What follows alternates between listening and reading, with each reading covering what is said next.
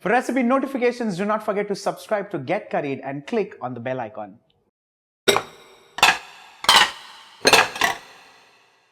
Pakistan, a name that resonates soulful Sufi music, some amazing lineup of fast bowlers, and of course, its amazing lineup of street food.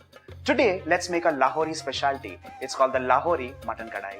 Hey guys, this is Varun Inamdar and welcome to Get Curried. Mutton Lahori Kadai, of course, is high on fat, it's high in oil. So the first thing that goes in a kadai is, of course, oil. Like I said, it uses a large quantity of oil, and do not compromise on this because this is actually going to impart a lot of taste and flavor. The next thing that goes in is actually the meat.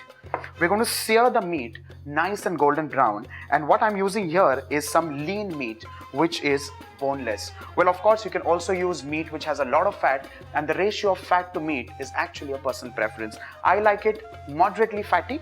We need to cut the meat into the size of your preference.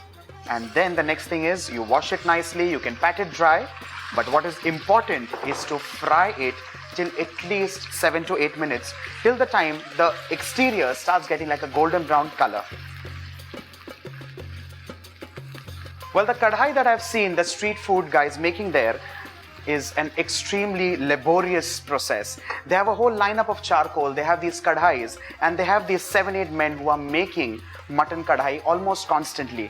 They have a meat butcher who's constantly cutting meat, who's passing the meat on plates, and that's when mutton kadai gets cooked. Well, bringing you back to the recipe, you'll see that the meat now releases a lot of water, a lot of moisture, and the endeavor here is to cook this on high flame for at least 12 to 15 minutes and ensure that the water content kind of gets absorbed again.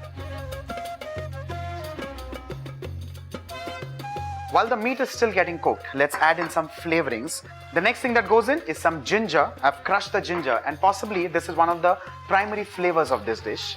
Along with this, let's add in some spice, and in this case, I'm adding in chilies. Well, these are chilies that possibly in India we may use while making pickles, but try this in a kadhai and see the difference. The pieces of meat have seared well, and the ginger and chili have imparted its nice and beautiful flavor. The next thing that goes in is tomato puree. This is fresh tomato puree, but of course you can also add in whole tomatoes the way Pakistanis do.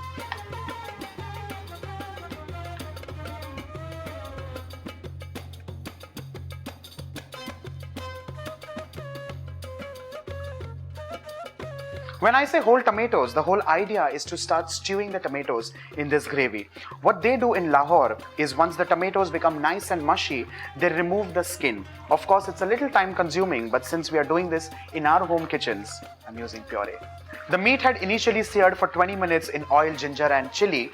It took another 10 minutes to sear it in the tomato puree. Now let's start adding the spices. The first thing is freshly crushed coriander powder. This is followed by red chilli. This could be as much as spice that you can take.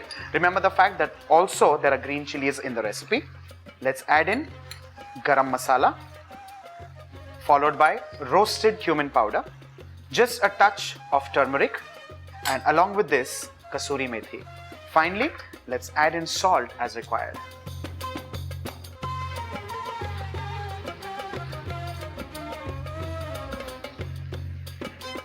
Till now, if you notice, the cooking process has constantly been on high temperature only. Time to add in a cup full of water so that the meat kind of cooks well. Cover this and cook it for a minimum of 30 to 40 minutes on medium flame. Let's check the meat for doneness. Be very careful when you open this because this may just end up scalding you. Let's give this a stir. And I think the meat is perfectly cooked. And with this, your Lahori Mutton Kadai is done and ready.